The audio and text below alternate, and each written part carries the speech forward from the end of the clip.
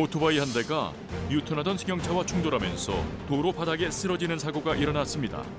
사고를 목격한 뒤 도로로 뛰어든 한 시민이 오토바이를 들어 깔린 운전자를 빼냈습니다.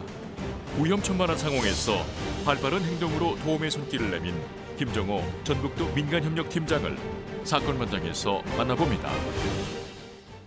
네, 지난달 23일 발생한 사건인데요. 전북 전주의 한 도로에서 오토바이와 승용차가 부딪히는 사고가 발생했습니다. 이때 왕복 6차선 도로 한가운데로 뛰어든 남성이 있었는데 바로 오늘의 주인공이죠. 장면 자체가 무슨 정말 슈퍼맨의 등장 같은 거예요. 지난달 23일 낮 12시 40분 한창 점심시간이죠. 전주시의 한 도로였는데 6차선 도로였는데 이렇습니다. 승용차는 유턴을 하고 있었고 반대쪽 길에서 오고 있었던 이륜차 오토바이가 충돌한 거예요. 오토바이가 넘어졌고 오토바이 운전자가 하반신이 오토바이에 깔려 있습니다. 예. 오토바이가 작은 거면은 이걸 뭐 이렇게 밀치고 일어날 수 있는데 이 무거운 오토바이였습니다. 저 상황이고. 예. 그런데 저기에 정장을 입은 남성이 나타났는데 체격이 좋아요. 저분이 김정호 씨인데 예. 전북도 이 정무기획과의 민간협력팀장으로 일하고 있는 분입니다. 그런데 오토바이를 번쩍 들어버립니다. 그래서 깔려있던 운전자를 구하고 나서는 유유히 그 자리에서 사라졌습니다. 예. 지금 보면 이제 우연히 사고를 목격하고요. 곧바로 현장에 뛰어들었습니다. 김정호 팀장님인데 사고 당시의 상황이 어땠는지 김정호 팀장에게 직접 들어봤습니다. 직원들하고 점심 식사를 하고 걸어오는 길이었었어요. 막 빵하고 부딪히는 소리가 났죠. 막 자동차하고 오토바이하고 부딪혔더라고요. 이 오토바이에 사람이 충격에 의해서 끼어버렸어요. 그러니까 이제 무조건 크게 다쳤다라는 생각만 딱 들었었어요. 사람이 끼니까 세우지를 못하겠더라고요. 들으려고 보니까 정말 무겁더라고요. 너무 다행스럽게 일어나서 그냥 걸었고, 그래도 좀 다행이다. 좀 속상했던 건 먼저 전화한 게 전 보험회사인 줄 알았어요. 근데 시장이더라고요. 사고가 났으니까 음식이 다 너부러졌죠. 배달을 못하니까 이제 배달 못한다고 가슴 아프게도 음식점에다 하시더라고요.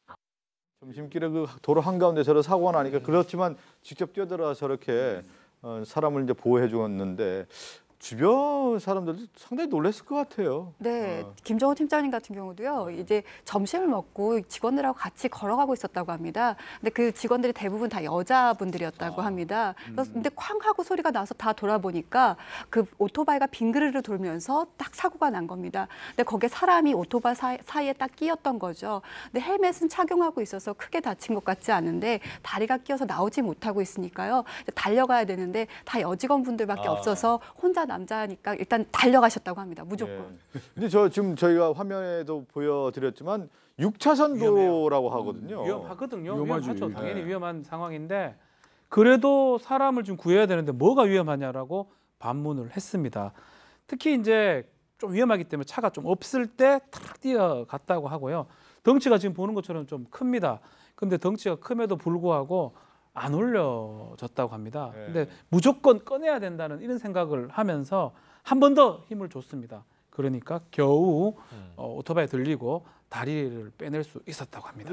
지금 앞에 설명 들었지만 오토바이 운전자가 일어나더니 전화한 곳이 바로 그냥 식당이었다고 해요. 배달하는 사람이었는데 그게 참 안타까웠다는 말씀을 하셨거든요. 저도 그 얘기가 참 귀에 참 안타깝게 들리더라고요.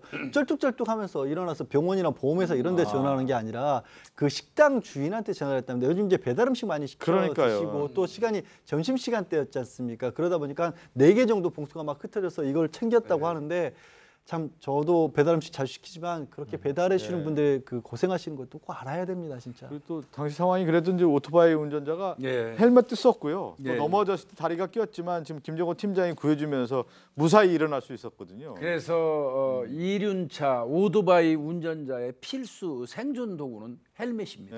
이 헬멧을 쓰면 큰 사고가 나서 튕겨나간다고 하더라도 머리가 지면이라든지 이런 데 부딪히지 않기 때문에 살거든요. 이 경우도 헬멧 덕분에 이분이 크게 다치지는 않았던 것 같고 오토바이 끙끙 들어서 이거 들어 올려주니까 일어나가지고 걸어갔다고 하고요. 예. 머리 안 다치면 살거든요. 그래요. 그래서 우리 그 최영일 평론가도 오토바이 많이 타시는데 반드시 헬멧은 착용하시기 바랍니다. 예. 네. 헬멧 반드시 쓰고 다니는 써서 거죠? 다니세요. 그거는 안 네. 쓰면 벌금을 물게 되니까 아. 반드시 써야 되는데 지금 제가 놀란 거는요. 저 김정호 팀장이 100kg, 키도 180 넘으시고 꽤 체구가 있으신 분인데 저 오토바이 기종을 보니까요. 저게 기름 채우고 뒤에 짐 실지 않습니까?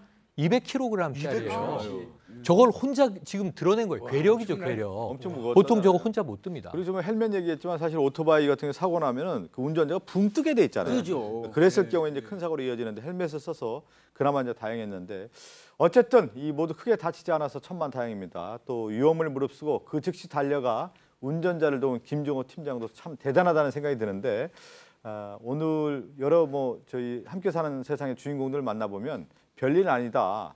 그러면서 내가 몸소 뛰어갔다. 몸을 낮추는 그런 모습들이 있었는데 김정호 팀장도 그런 소감을 밝혔습니다. 들어보시죠.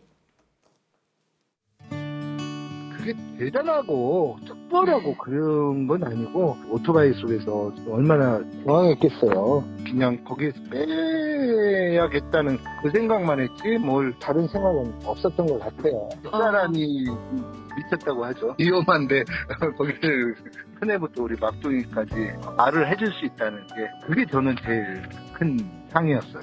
누군가는 해야 되는 거 아니에요.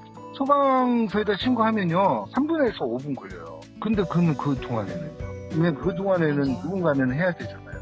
그러니까 누구나 다 할 수 있는 거예요. 누구나.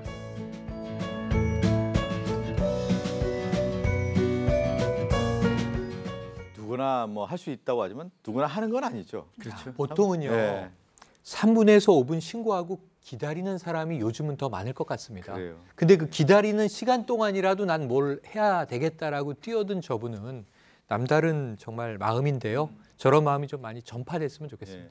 근데 그 김정호 팀장에게는 아들만 셋이라고 하네요. 네, 아들만 아들. 셋인데 아들에게 그 뿌듯한 아버지의 모습을 보여줘서 제일 큰 상을 받았다는 느낌을 맞습니다. 이렇게 전해주셨어요. 얘기해요. 칭찬 받으려고 이건 칭찬 누가 찍겠지, 사진 찍겠지 이래서 했던 거 아니라고 합니다. 당연히 아니겠죠. 근데 딱 그 들고 있는데 직원 중에 한 분이 이걸 찍었다고 그래요. 아유 쑥스럽겠다. 왜 찍었나 생각하는데 공교롭게도 새 아들이 이거를 받는 거잖아요. 네. 그게 큰 상이라는 거예요. 네. 아들들이 아빠 너무 멋있고 아빠 최고다 이러니까 정말 뿌듯하고 그게 자신한테는 가장 큰 상이고 더 새 아들한테 이걸 느끼게 했기 때문에 충분하다고 얘기를 합니다. 아마 많은 아버지 마음이 그런 게 아닌가. 상 받고 돈 받고 중요합니까? 아들들한테 존경받는 게 가장 중요하지 않을까 생각이 오늘 듭니다. 새 아들이 그럴 거예요. 사건 마냥 TV 보면서 우리 아빠 TV 나왔다 하면서. 아버지 멋집니다. 예, 네. 그래요. 김정호 팀장이 얘기한 것처럼 누구나 할 수 있는 일이라고 얘기를 했지만 누구나 할 수 있는 일이 아니죠. 그렇기 때문에 오늘 함께 행복한 얘기들을 저희가 전할 수 있어서 더욱더 뜻깊고 삶으로서 보여준 어떤 큰 사례라는 생각이 좀 들어서 오늘 이 사례를 통해서 많은 걸 또 배우게 됩니다.